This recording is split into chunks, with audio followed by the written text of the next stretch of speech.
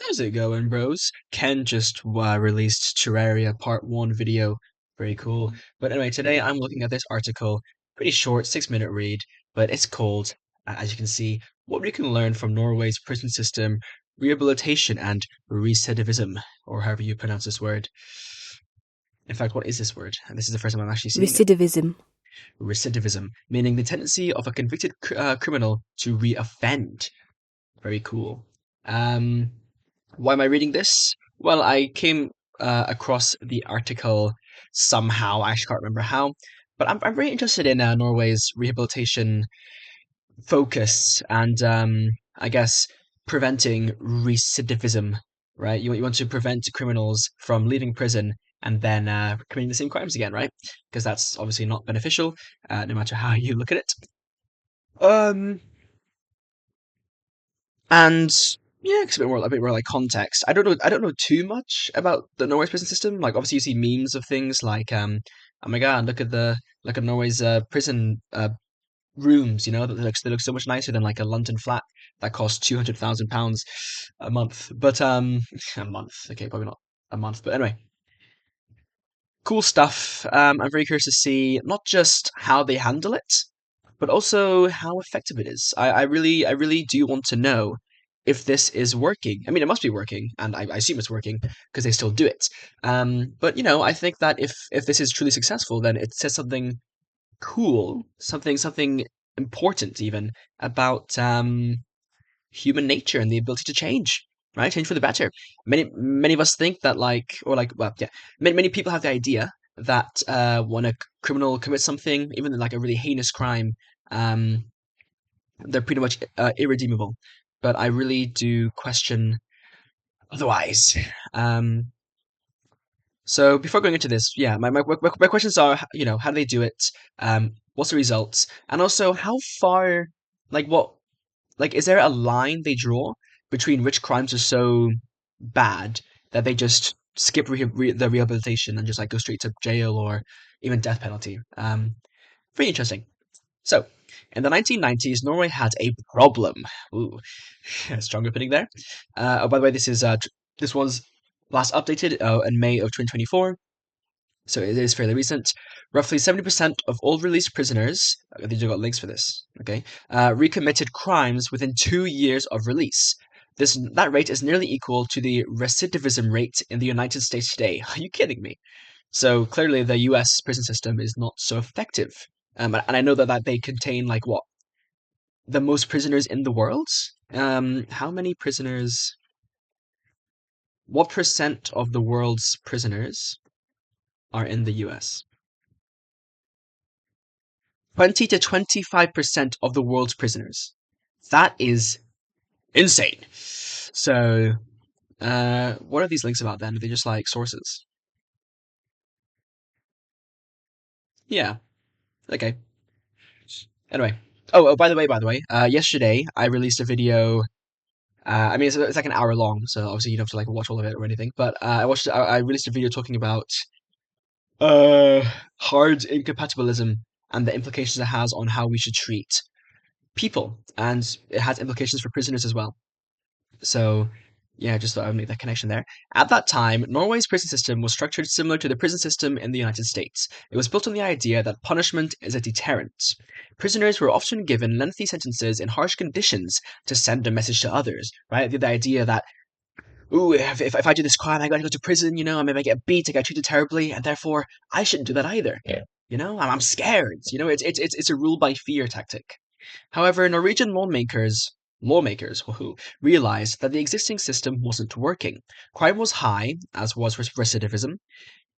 Prisoners were plagued with assaults, riots, and escapes. Prisons were plagued with assaults, riots, and escapes. Okay, let me try and actually read. The system needed reform. Not reform UK, a different kind of reform. Norway's government acted boldly, completely overhauling the country's prison system. Today, Norway's prison system has become a model for the rest of the world, and some states in the US are following Norway's leads. Really? That's cool. Norway's recidivism rate is much lower, and prisons are now safer and more peaceful. Yeah, I mean, obviously they're safer and more peaceful, but the key thing of interest here is that Norway's they managed to lower their recidivism rate. Um, because like you can make a moral argument for we should treat humans better. Like why unleash suffering if we can avoid it? But the fact that it actually has like genuine measurable benefits to society, because if people leave prison and commit less crimes, that's obviously a good thing. That's really cool. I like how the moral thing is literally aligning with the the utilitarian thing as well. I would say not that I'm a utilitarianist, but it's cool that the moral thing wields clear benefits. There's something here. Yeah, so Norway's government acted boldly. That makes me wonder how. Like, was this a thing that they voted on? I mean, I assume Norway's a democracy. Is Norway a democracy? Yeah. It's a well-functioning democracy, ranked as one of the most electoral democratic countries in the world. Constitutional monarchy with a parliamentary democratic system, free elections, yeah, low corruption, sure. So, like, I wonder how that was passed, because I assume then, like, was this something that they just kind of the party got voted in and then they chose to do this, or was it like something that citizens that was campaigned for and then was voted on? I do wonder about that because I have a feeling that generally speaking, most people would be against this kind of idea and still are, which is why it struggles to really be implemented in other countries. So, an overview of Norway's prison system. Norway has 57 prisons with a total of 3,600 cells. Is that a lot? I don't know. 70% of which are high security cells. Okay, that's interesting. I thought high security would actually be in the minority, but that kind of implies then that they only really arrest. I mean, not only, but like the majority of the people they do arrest and keep are like serious offenders. The largest prison has 400 cells, while the smallest has only 15. Okay, the average Norwegian prison has 70 cells. Sure, that's crazy. So, how many prisons are in the US, for instance? Thousands. 1,500 state prisons and thousands of local jails, and then also federal. Are US prisons privately owned? Yes. Okay. Privately owned versus state-owned prisons are really interesting. I honestly don't see why you would have a private prison because like how's that like why do we need that kind of competition and not just like a collective agreement of what prisons should be. Similar to like schools and stuff. Like obviously private schools are good, but then like you have different anyway. Put like populations are rising, um, where some are better educated and some aren't, and it's not their fault that they're not better educated because obviously they're children, they can't choose, right? And prisoners can't really choose what prison they go to. So that's an interesting topic. One of the biggest differences between the incarceration systems of Norway and the USA is that Norway does not have large centralized jails. Instead, Norway utilizes a system of small community based correctional facilities that focus on rehabilitation and reintegration into society. Okay, jail versus prison. Okay, I do actually need this breakdown real quick. For anyone facing criminal charges, the possibility of spending time behind bars is a frightening prospect. Okay, I'll just quickly skim through this. County jail is much different than state prison, which goes to be different from federal prison. Okay, people often use the words jail and prison interchangeably. While they both serve the same purpose of detaining individuals who have violated the law, there are several key differences. A jail is generally a short-term facility, okay, for people waiting sentencing, okay. Prisons are long-term institutions. So jails can be operated by local governments, while prisons are run by state or federal authorities. So is state like the states, like the country? It must be. Jails tend to have fewer security measures in place compared with prisons. Makes sense. Okay. So Norway doesn't have jails. They use community-based correctional facilities. Okay, so it's kind of like detention centers in a way. I mean, I don't understand like how this stuff works in general, but from my understanding, like like a detention center is more like somewhere you go. Even like I think like children would go there if they need to like be corrected or whatever. Okay. There's a rehabilitative reason for having so many prisons in a relatively small country. Many. Is that so? It's 57 a lot. The Norwegian government believes that incarcerated individuals should be geographically close to their homes, so they maintain relationships with spouses, friends, and family. That is very important. I find it quite interesting that prisoners aren't able to see their family that often. Like in like the typical U.S. jails, or at least from what I see in movies. Like the way that they are really cut off from society. Like how's that helping them reintegrate? If anything, it just alienates them and makes it harder for them to function when they come out. And that does sound familiar. I feel like I've actually heard that as well. From studies, many Norwegian prisons allow prisoners to have visitors up to 3 times per week. Okay, so but there is a limit. They even allow conjugal visits with spouses. Conjugal what? Is it like touching and oh, just marriage? Okay. Yeah, they even allow, but like, why wouldn't they? There is a strong emphasis placed on relationships so that incarcerated individuals have a strong support system after the release. Yeah, I agree. So why I wonder then why is it up to 3 times per week? But yeah, we'll see what else they do then during the week. Below are some of Norway's largest prisons. So you have Halden Prison. Um, looks to be in some kind of forest. It's interesting. Halton Prison House for weekends, visits with family. Um, well, look, so like there's not like bar or anything. Like they can clearly see each other. I assume they can touch each other. Because touching is actually important for human contact as sus as it can sound. Halton Prison has been called incredibly luxurious and one of the most humane prisons in the world. 1 million art and flat screen TVs. Yeah, flat screen TVs. I've seen those. This maximum security prison sits on 75 acres near the Swedish border. Sverige. Incarcerated individuals live in single prisoner cells that are more like dorm rooms than jail cells. Yeah. So for those of you who haven't seen it, by the way, Norway jail cell.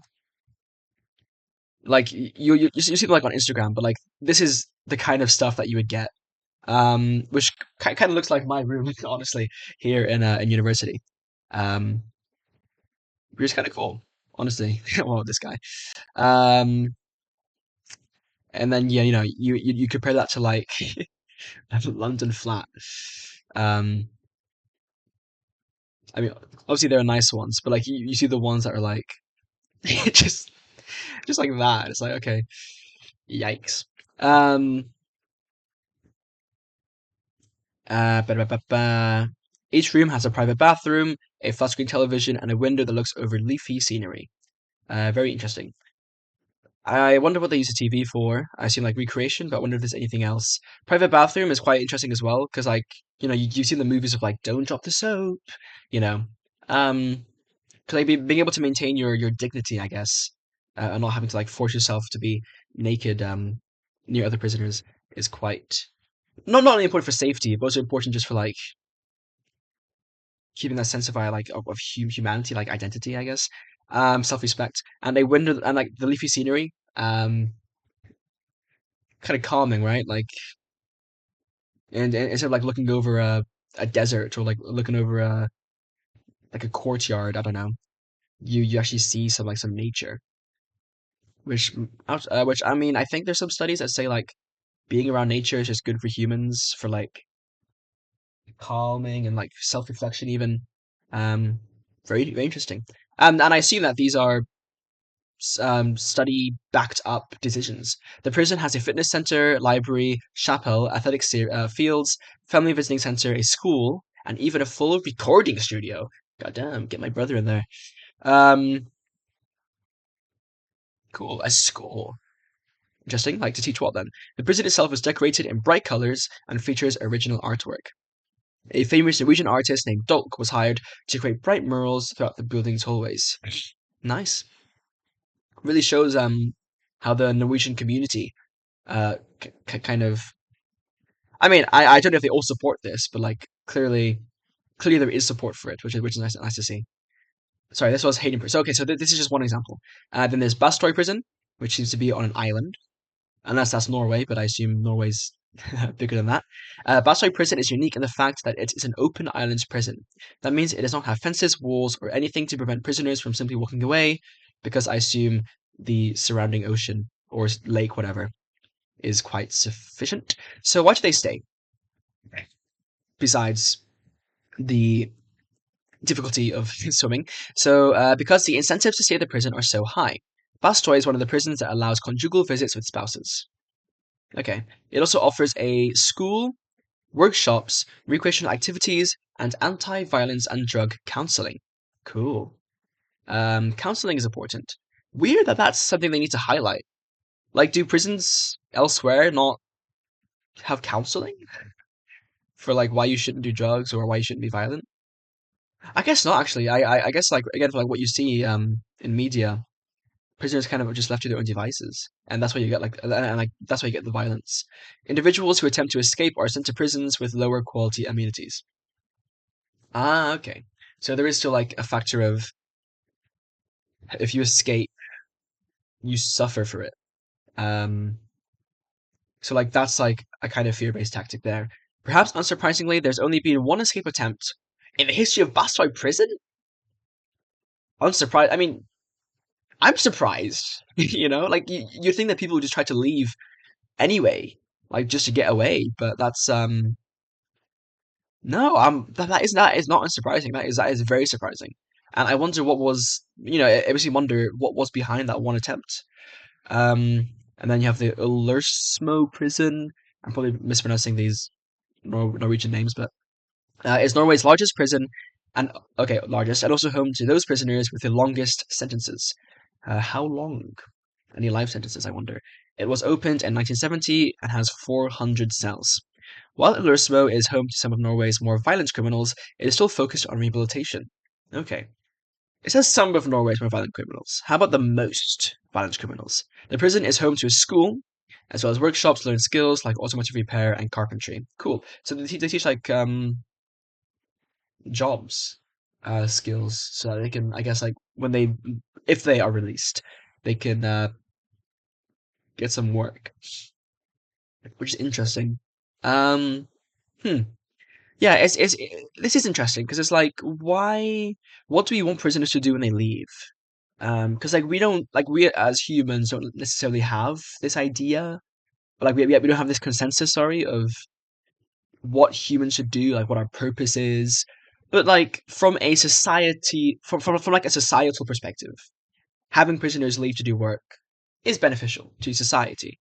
So I do find that quite interesting. The elimination of life sentences. Okay, Norway's criminal reform laws in the 1990s didn't just overhaul the nation's prisons, but also the way people are sentenced. Life sentences were eliminated and were replaced with maximum 21-year sentences. No, that's crazy. That's actually that's wild. Like not like crazy bad, but like just crazy shocking. Like they actually put this through, no matter how violent the crime. Until recently. But like that's wow. So like I wonder how they justify that then. Okay, we'll read on. Until recently, the longest sentence a criminal could receive was 21 years. In fact, convicted mass murderer Anders Bettring Breivik was sentenced to 21 years for killing 77 people in 2011. Damn, 77, and that's quite recent too. Norway recently amended their penal codes, penal, to allow for 30-year maximum sentences for certain crimes, including genocide, crimes against humanity, and other war crimes. Is this an official government website? I will definitely actually read through this, I think, if this is official. Oh, Dr. House is here. Okay, I can't read this, but this looks to be in English. Yeah, English. Hold on. Okay. Okay, I'll look into that in a second. Um, yeah, 30-year maximum. Again, like I wonder how they justify that. Like I mean, like why 30? Like is it just like a magic number? Um, and then like what if they fail? I wonder. While Norway can sentence a criminal for up to 30 years, most sentences are not even close to this length of time. I would expect. I mean, I assume they don't want to keep them. More than 60% are less than 3 months. Impressive. And almost 90% of sentences are less than a year long. That is Seriously impressive. But what about the 10%? So the benefits. The recidivism rate after 5 years is 25%. Yo. So basically 75% of prisoners or like ex-prisoners do not re-offend. And I wonder how they re-offend as well. Because like is it the same crime or you know, Norway's focus on rehabilitation and restorative justice. Restorative justice is certainly radical, yeah, but there is no doubt that it has had a positive impact on the country's crime rate and its economy. Restorative justice, what's that? It's a voluntary, victim-focused process that repairs harm caused by crime by bringing victims and offenders together. Okay. Offenders understand the impact of their actions and make amends, and empowering victims to share their experiences and get answers. Yeah, that's quite cool. Um, yeah, it sounds like that's quite effective. Having like the victim and the is the victim? Yeah, the victim and the criminal talk together because humans can be quite understanding when they talk face to face. I feel. The most profound benefit. Norway has one of the lowest recidivism rates, I can't pronounce that word, man, in the world. Only 20% of Norway's formerly incarcerated population commit another crime within 2 years of release. Even after, sorry, 20%. Oh, okay, sorry. Even after 5 years, the recidivism rate is only 25%. Okay, so 2 years, 20%, and then that goes up by 5%, which is relatively low in the next 3 years. In addition, the number of incarcerated individuals has been trending down in the past several years. I wonder why. Low recidivism isn't the only benefit. Norway's rehabilitative approach also has a positive impact on the country's economy. Ooh, take notes. Fewer people in prison means more capable adults are available for employment. That is true. Do countries have a do other countries have a low employment issue? I mean, I mean, obviously an issue from like the citizens are unemployed, and that means they can't get enough money. But like just like from like a workforce perspective, like are companies lacking employees? I wonder because getting a job is not so easy these days. In fact, many prisoners leave prison with additional skills. The Norway prison system focuses not only on emotional and moral rehabilitation, but also on job skills. That's one reason why prisoners who were unemployed before prison see a 40% increase in employment rates after prison. That's cool. And also, it's cool that that also means that like prison doesn't mess up their chances of getting a job. Because like there's definitely like one of the fears of a more traditional judicial system is that if you go to prison, you have a criminal record, and that makes people less that makes companies less trusting of you, and makes it much harder for you to get a job. And then, of course, if you can't get a job, where do you turn? Probably crime. Um, so yeah, like it really is a people problem. Um, I mean, like it's it's a problem that can be tackled in just helping helping people as opposed to not helping them, like kind of screwing them over, if anything. Impact on Norway's recidivism. Okay, before Norway's prison reforms in the 1990s, the country had a recidivism rate in the range of 60 to 70%. Norway's recidivism rate, based on reconviction within 2 years, is 20%, the lowest rate in the world. Okay, the lowest rate in the world is something. That is something. The rehabilitative aspect of Norway's prison system is credited as a primary factor in the low recidivism rate. Another contributing factor is that Norway seeks to maintain prisoners' humanity during their time in incarceration. Yeah, as I said, right? Norway's prison population trend. Uh, what does this mean? So it's kind of hovered between 3K to 4K, and then like a bit less. This chart is not to scale. But okay. In a recent interview, Norwegian prison governor, um, Erhoidel, talked about how prisoners are punished in the country. In Norway, the punishment is to take away someone's liberty. He said, "The other rights stay." Uh, okay, like what liberty? Norwegian prisoners have the right to vote. Oh. That's a big one. Attend school. Also, like, is that not just given? Like, is that not a taken in other countries? Learn new skills, exercise, see their families, and even participate in extracurricular activities. I mean, I feel like prisons in other countries aren't so bad that they don't allow this stuff. But like to think that there are prisons out there that like don't even let you exercise or see your family. That is quite shocking. In fact, in many prisons, the security officers participate in activities like fitness and yoga right alongside the prisoners. Cool. I wonder then what training the officers go through. Because again, like in like the movies, right, the U.S. prisoners officers are usually abusive and what's the word, like dehumanizing. This is all very deliberate, as Norway's philosophy seeks to treat prisoners as human beings even as they are incarcerated. This approach is believed to make re-entry into society easier. Obviously, people still feel as valued as other citizens, and they leave prison with skills, confidence, and self-respect, so that they can become contributing members of society. That is quite nice. That is very nice, man.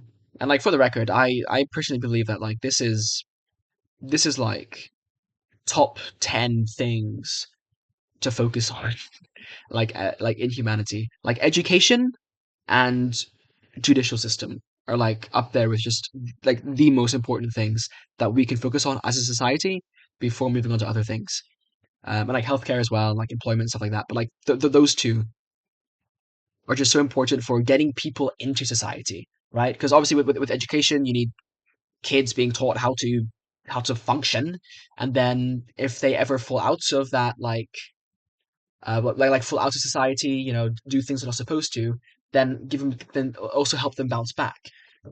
Because I mean like we don't just lose people um for yeah, like we just don't lose people that we don't need to lose, right? Just locking someone away in a jail cell for their entire life is effectively the same as if they just died.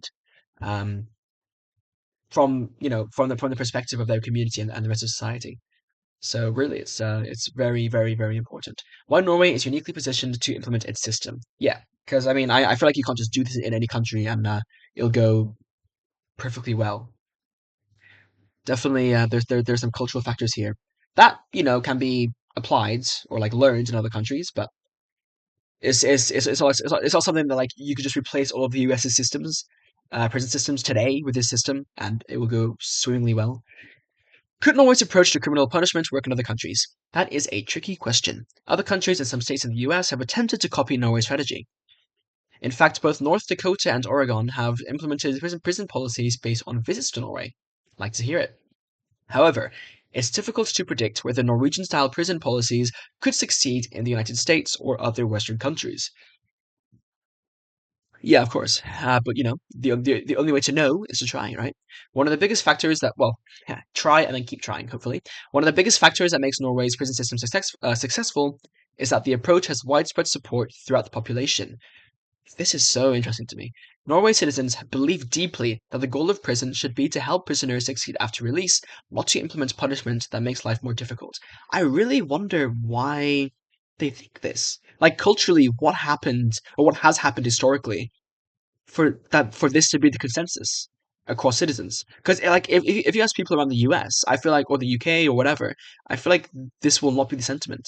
And like I've talked to a lot of people, um, both online and in person, about like what they think about modern judicial systems or current judicial systems, and they tend to agree that rehabilitation shouldn't be the goal, which I think also comes from a disbelief in its effectiveness. So then, therefore, having studies like these, right, these case studies, where that they actually prove that they can lower the recidivism rate. That is really interesting and really important. Another factor is economics. Norway spends 93K, I assume USD, for each prisoner in a system. It may be effective to focus on rehabilitation in prison, but it isn't cheap. Of course not. By contrast, the United States spends a third of that amount, 31K, while I assume being a lot richer as well. The US is not a poor country. How would citizens in other Western countries feel about a policy that increases spending 300%? Exactly, and improves living conditions for criminals. Yep, it would likely be a divisive proposal in the United States and many other countries, of course. Um, and also, for homelessness, like homelessness is also an interesting topic that kind of it's very linked and connected to the issue of prison systems. Um, because people like look at Norway prisons and they're like, "Wow, this place is better than my flat or my room. Take me there. I'm gonna commit a crime and get to prison." Um, and I feel like you know, like some may look at that as like exploiting the system, but no, like I think that's actually genuine. Like the same resources that go into helping criminals get back on their feet and into society should kind of be the same like that system should be like intertwined with the system that is helping homeless people and people who are unemployed and like struggle to find a job, not because they're criminals per se, but just because they're struggling to also get back on their feet. Like the same techniques can be employed in those areas too. Like it's totally applicable. You know. Final thoughts. Norway's prison systems. Blah, blah. Oh, and also but then the issue there is like capitalism of like you get what you work for. Like, but safety net isn't particularly against like the capitalist idea of making your own fortune. It's like having a safety net, or in some cases, like people are talking about UBI, universal basic income, so everyone can like live, um, not like necessarily comfortably, although that is obviously ideal, but like live like just live without having to like fear for their lives. Um, that can still exist in a capitalist society. So interesting. Final thoughts. Norway's prison system may be different, but is clearly effective in terms of crime reduction, economic impact, and rehabilitation. Yep. The amenities of Norway's prisons, like flat screen TVs and yoga classes, get the headlines, but the real key to the strategy is in the underlying philosophy. Prisoners in Norway lose their liberty, but they don't lose their humanity and dignity. What does it mean by liberty? Because I think that that's just like freedom. The state of being free within society from oppressive restrictions. I see. So like they can't just do whatever they want. Like they can't go to the store and buy the latest Mortal Kombat, I guess. Um, So I really wonder where they draw the line then with like what prisoners are allowed to do. Like I said, they can vote, which is obviously very important, and go to school, also very important. But what about like more basic things like the freedom to, I don't know, make a YouTube video? Like I assume they can't do that, for instance, or like the freedom to write a book in their free time. Like, can they do that? The approach has clearly paid dividends, as Norway has the lowest. Yeah, okay. So this kind of just a summary. The country pays a significant amount each year to support each incarcerated individual, but it also has one of the smallest prison populations, fourth lowest in the world, with only 54 per 100,000 in prison. What? Wait, what? U.S. What is it? U.S. prisoner per people, whatever. Highest incarceration was, with roughly 541 to 550 plus people incarcerated per 100,000 residents. Man. So if you're a citizen of the US, you have like a 0. I mean, like statistically speaking, you have more than a 0.5% chance of being arrested or being incarcerated, which like obviously isn't super high, but like that is one in. Let me just make sure I get my math right here. 1 in 200 people. It's crazy. While Norway provides a roadmap to lower crime. Oh, by the way, that's not including like again, like I talk about homelessness. Like, what's the homelessness rates in the U.S.? So look, homelessness rates in the U.S.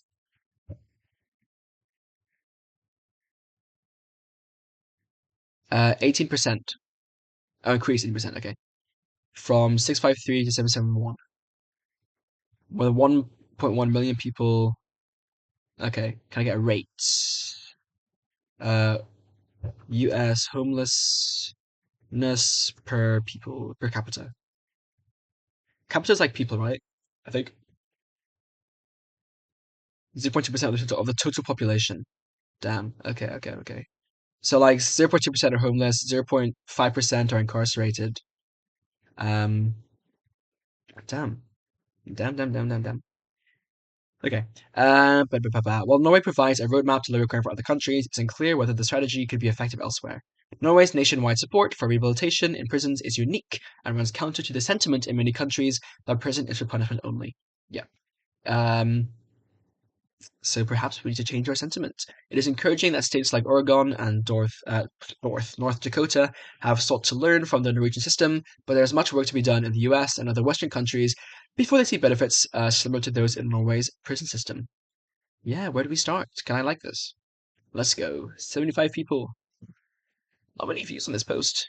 What is his website? I actually have no idea what this even is. Financial freedom. Huh? Huh? What? Do they only focus on that? Mission and vision. Yeah, it's a financial opportunity. I wonder why they made this post then. I mean, cool post, but like, I wonder how that aligns with their mission and stuff. Um, did not save. No. Okay, so that's interesting. That was what a 6 minute read. Took me half an hour. But obviously I said a lot more about it as well. So what's this then? About the Norwegian Correctional Service. I don't know if I can even. I might be blocking this a bit. The task of the Norwegian Correctional Service is to ensure a proper execution of remand and prison sentences, with due regard to the security of all citizens and attempts to prevent recidivism by enabling the offenders through their own initiatives to change their criminal behavior. Um, a sentence shall be executed in a manner that takes into account the purpose of the sentence, and that serves to prevent the commission of new criminal acts, that reassure society. Okay. Values: safety, transparency, innovation. I do like transparency. I do like innovation, and safety is also important. Cool. Operational strategy. Okay, I see. The punishment is the restriction of liberty. No other rights have been removed by the sentencing court. So I'm guessing liberty is like it's more than just the English word. I assume it has things attached to it. Like officially speaking. Therefore, the sentenced offender has all the same rights as all other who live in Norway. No one shall serve their sentence under stricter circumstances than necessary for the security of the community. Oh, therefore, offenders shall be placed in the lowest possible security regime. So if they're like, yeah, yeah, makes sense. But then, obviously, being in prison, I guess the hardest restriction, um, absolute restriction, like no matter who you are, is that you can't leave the prison, right? Um, unless you can, but I doubt you're allowed to just go to the shops, right? During the serving of a sentence, life inside will resemble life outside as much as possible. The Okay, I mean, obviously it depends on your background. The possibility to implement the principle of normality is, of course, limited by security reasons and the framework of the correctional management, the differences in the prisons and personnel, infrastructural and financial resources. Okay, you need a reason to deny a sentenced offender his rights, not to grant them. Okay, his rights. Any female prisoners? Import model. Crucial services for integration are delivered to the prison by local and municipal service providers. Prisons do not have their own staff delivering medical, educational, or library services. Oh, cool. So they're community managed. Also, different faith and clergy services are provided, so they can stay with their religion, which is also very interesting. Actually, what is Norway's religion statistics? I guess Norway is predominantly Christian. Really? It's declining, but like that's 62 to 69%. That's actually quite a lot. Um, I thought they'd have. A lot more atheists. No religion is only like 18. Okay, that's a huge range, but 18 to 27%. Really? Least religious country. Sweden. What the hell? What the hell? Also, Vietnam, by the way. Shout out Vietnam. Sweden religion percentage. 59% are Christian. 35, 38. That's great. So Sweden is one of the most non-religious countries, and it still has 60% roughly being Christian, or like 50% at the lowest. Like that's crazy. I genuinely thought like there'd be a country like the most non-religious country would be like really high. Like it shows like atheism or even like agnosticism is actually quite still a minority. That's crazy. Um, sorry. The advantages of this are a better continuity in the deliverance of services. The offender will already have established contact during his time in prison, and involvement from the community with the prison system. Yeah, better cross connections. The community can really see what's going on and like feel like they can make an impact. You know, like if prisoners are coming out uneducated, then they can help. You know, like instead of just throwing money at the government, they can say, oh, maybe since we are responsible for teaching it, like it's a shared responsibility, which I think is really important. And of course, it doesn't mention it, but I assume that also takes a financial burden off the prisons as well, because they don't have to like implement these things and spend these things. And also like people like again like on media when I see people react to this, like react to the Norwegian prison system, they usually say like okay, like again, like why would I not just commit a crime then? Because like I get these amazing facilities. But then if you have these imported facilities, then those are the same facilities that you would get outside of prison. Um, so like it's not like being in prison gets you like exclusive access to these amenities. Like they also exist in the community around. Um, so ultimately you will want to like you'd be fine with leaving prison anyway. Um, Not to mention, just like having like full liberty is really nice. Um, it's just like it's really important psychologically speaking, for human well being to be free, like free of like government whatever, because like you're trusted, which is kind of relates to like mass surveillance and like kind of the issues with that. And like how it takes away people's agency. Because like you can say like having traffic drones. Like I saw a clip in like Shanghai, having traffic drones like watch your every move. And like although it is like a genuine good way of enforcing law, like I mean like practical way of enforcing law. Just the mental toll that can take on people, I honestly can't even imagine. Um, I I think there's like research to be done on the psychological impact that has on people. Progression towards integration. In accordance with the principle of normality, progression through a sentence should be aimed at re-entering to the community. The more institutionalized a system is, the harder it will be to return to freedom. Yep. Therefore, one will proceeds towards release gradually from high security prisons to low security prisons. Cool. So, like, you kind of like gain a bit of freedoms through halfway houses and finally execution of a sentence outside of prison unless security reasons dictate otherwise. Probation is stimulated, and the correctional services will try to arrange for a process where serving the sentence is adjusted to individual risks, needs, and resources, unless security reasons particularly applies. Okay, cool. By the way, like, can I just mention how cool it is that they have this translated into English? Um, is this not even Norwegian? I don't know. Yeah, what language is this? Come on, Google Translate. Northern what? Sami. Huh?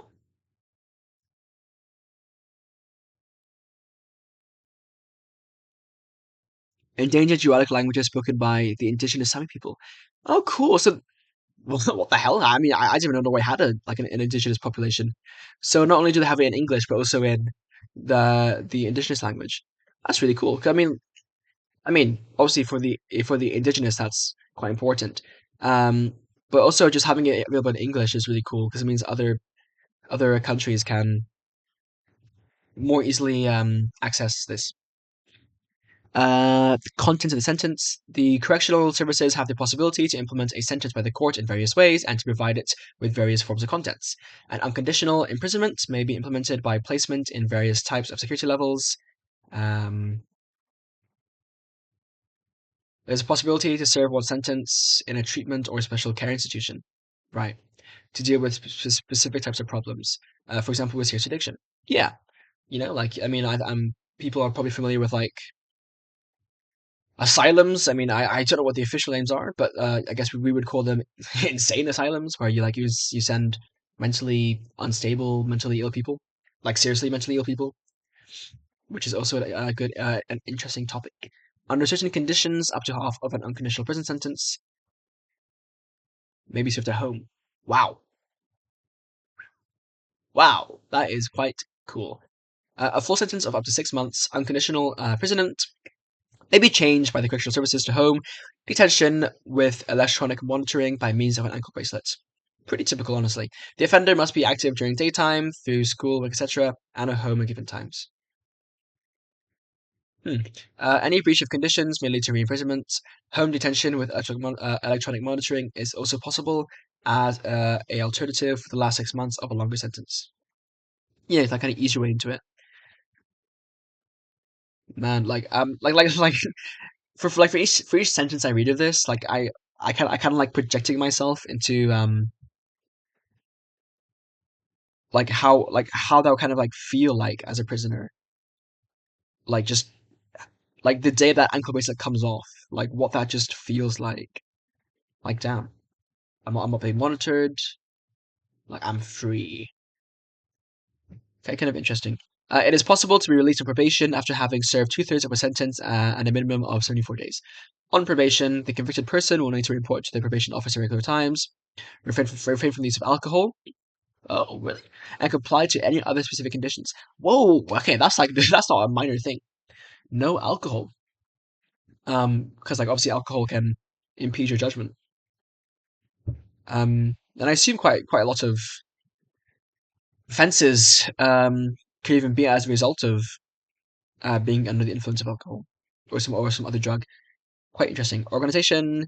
Because of the special geographical shape of the country and its low population density, so once again, Norway is in a pretty good spot for this. Combined with an intention to let the offender serve his sentence as close to the place where he lives, there's a need for a relatively large number of prisons.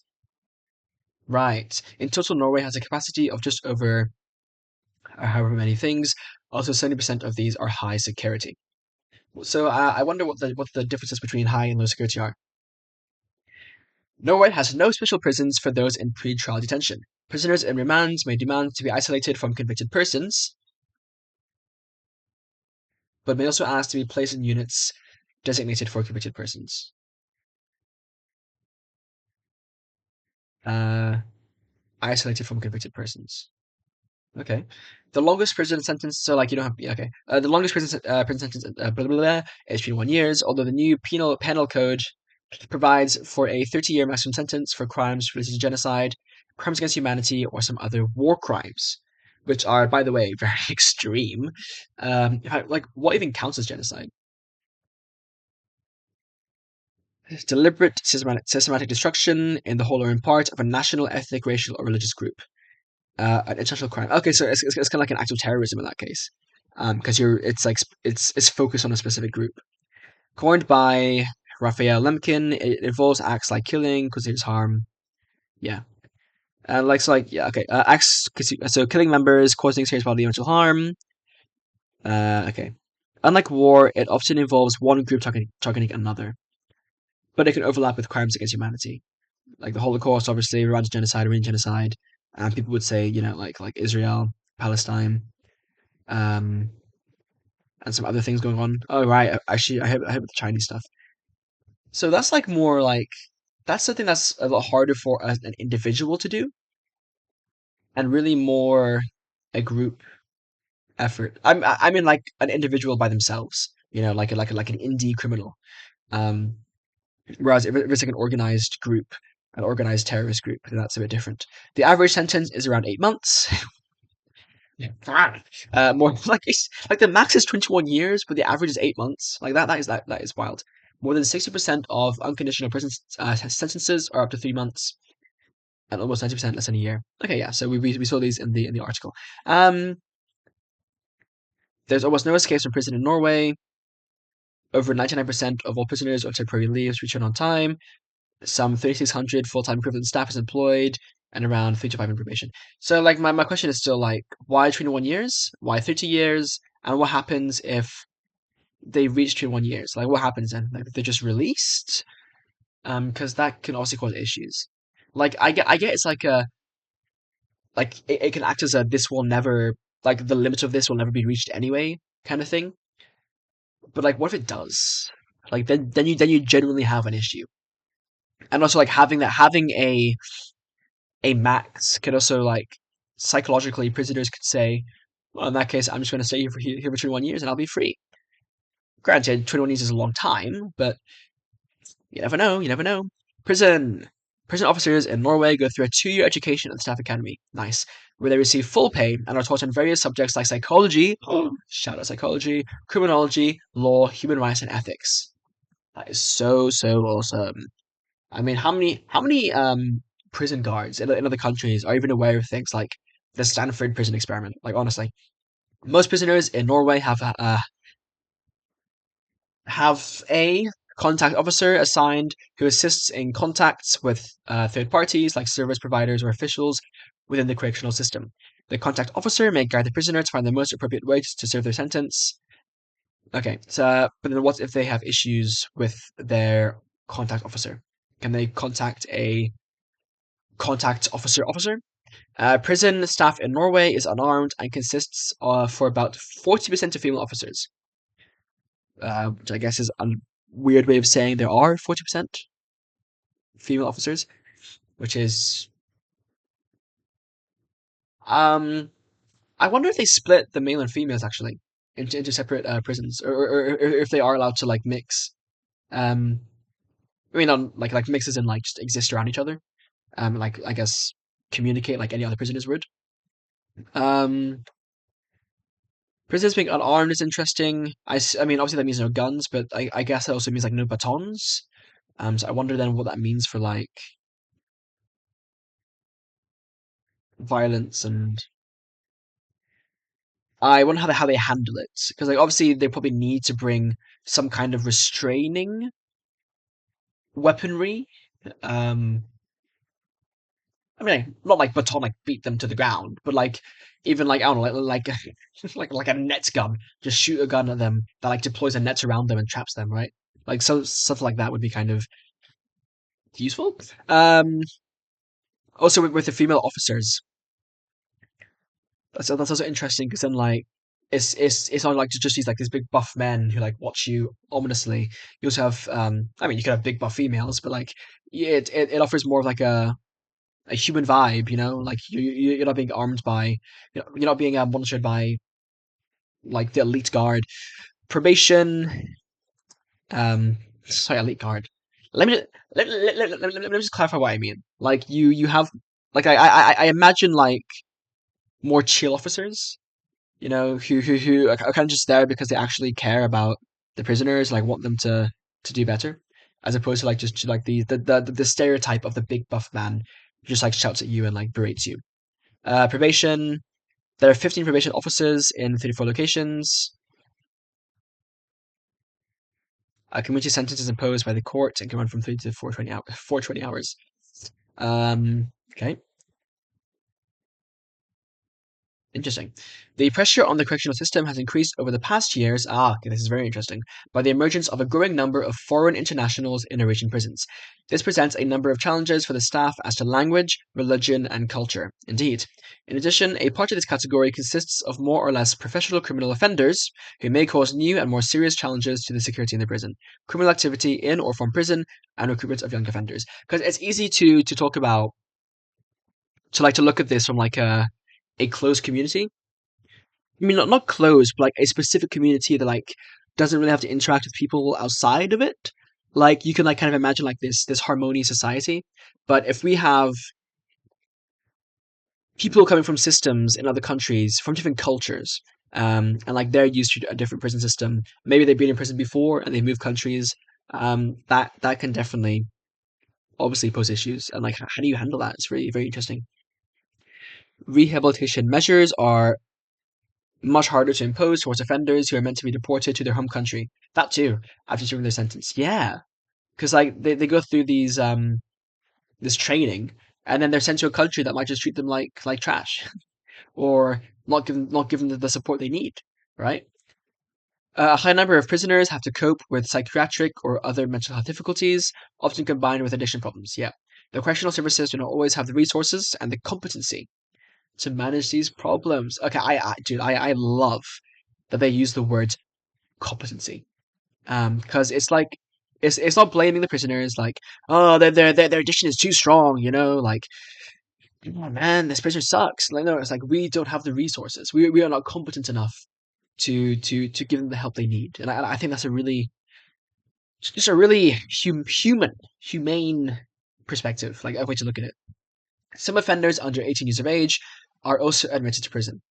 There is special legislation for young offenders, and the age of criminal responsibility is at 15. Two specific institutions are established to receive these offenders. These institutions are characterized by a very high staff prisoner ratio and a cross-professional approach.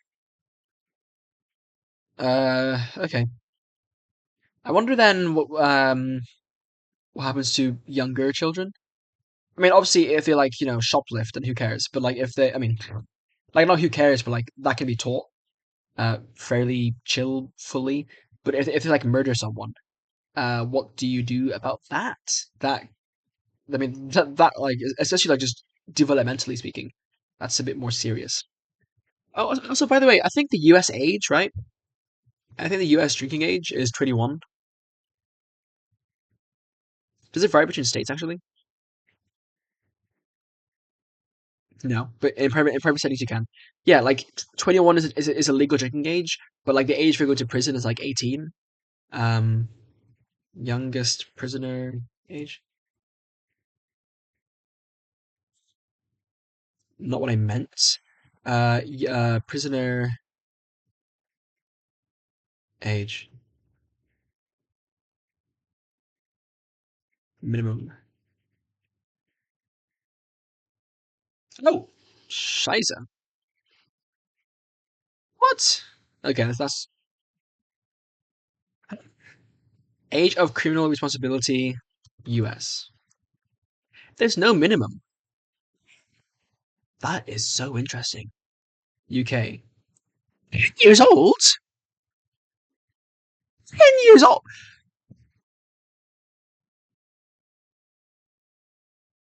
No way. That's crazy. 10-year-olds are considered, in the eyes of the law, to be as accountable as adults. And yet you can't drink until the age of like 18 alone. That's crazy. I mean, I was gonna like put out the meme where people say, in the US, you can't drink until you're 21, but you can get arrested at 18. 18? 10 years old. Anyway, wow. So 15 is actually quite like a high bar, if anything. In Norway, it is possible to be sentenced to preventive detention. This sanction is imposed by the court on dangerous and sane offenders. When an ordinary sane, by the way, when an ordinary time limited prison sentence in itself is considered insufficient for protecting the community.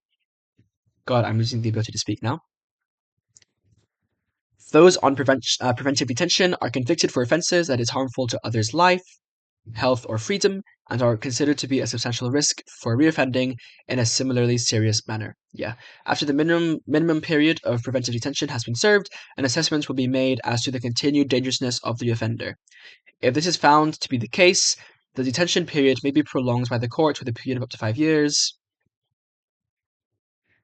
Then the process is repeated, so that preventive detention in principle may result in a life sentence.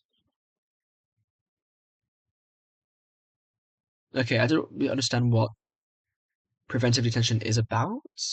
Let's get a quick summary. Right, yeah, to protect, okay, protect people. So in the case of preventing, Oh, okay. So like again, like with 21, why is the limit 21? Well, this says that in the case of preventive detention, then a life sentence is possible. Okay, that's interesting. Those who are found. Also, by the way, can a life sentence be shortened? Is my other question. Those who are found to have been unaccountable for their deeds, unaccountable because well, they don't accept responsibility because of serious psychiatric. Oh no, like they are literally unaccountable because of serious psychiatric disturbances that led to them not being aware of committing a crime. May be sentenced to mandatory psychiatric treatment. Yeah, of course, mandatory all the way. In that case, they will then become the responsibility. They will then become the responsibility of the health authorities, and not of the correctional service. Cool. Smart. Like you're outsourcing to the professionals. Makes sense. Recidivism statistics. Oh, let's have a look then. Never mind, can't be arsed. International visits. The Norwegian Correction Service accepts international study visits from governments. Cool. And yeah, I like that. I like that. So other countries can learn from it. Exhibition: six Norwegian prisons, ideas, places, and experiences. Sorry. Nice, nice. Cool. Well, that was a very interesting read. Norway's judicial system. That took my fan just fell. Laptop fan. Yeah. So first of all, I'm still just taken aback by that. 10 years old for the UK, no minimum age for the US. That is quite quite shocking. Um, but this gives me a lot of hope because I personally sincerely believe that humans. I mean, if you watch again like my yesterday's video about hard incompatibilism, you will hear what my thoughts on like free will. Do humans actually have any free will in the first place? Like, are we accountable for anything? Obviously, like whether or not you believe in free will, like there has to be some kind of system that prevents people from committing crimes. But I think this is definitely a step in the right direction, and I mean it's one thing to say I hope that other countries like the UK, where I am right now, by the way, will like catch up to this and like do studies on this. But I think it's more likely that if we want to see this kind of change in the world, we need to be the ones who help it happen. Because keep in mind, right? Like this wasn't just like these researchers or these government officials saying, "Let's do this system for Norway." Like the people genuinely supported it. It seems, or at least from what they reported, the people, the citizens, and the culture supported it. So it does start with us. Like we as citizens are a big part of it. And personally, I would, as someone who's interested in psychology and sociology, and I may be studying computer science, but that's more because I'm interested in like in systems, and of course, if I can program and work in those kind of teams, then I can help improve systems. So yeah, I mean, personally, I would love to get involved in that kind of work, um, and just interesting stuff. So anyway, hopefully that was interesting. Subscribe for more cool videos. I missed the stop record button.